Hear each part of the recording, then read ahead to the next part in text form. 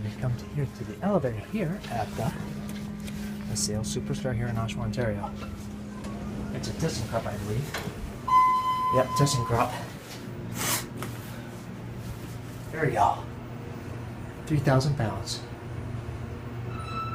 Is this hydraulic?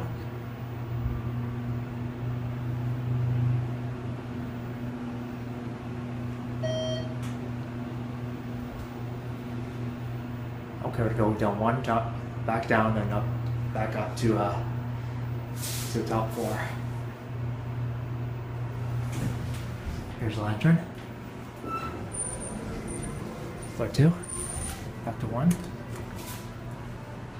Arrow's not gonna light up, door's gonna close.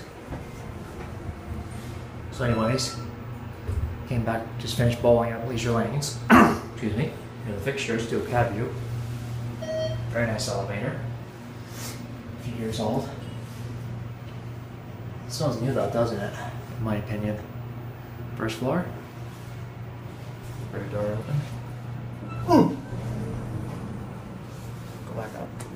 Or close. Or close. I don't think it works though. Okay then. One trip up again.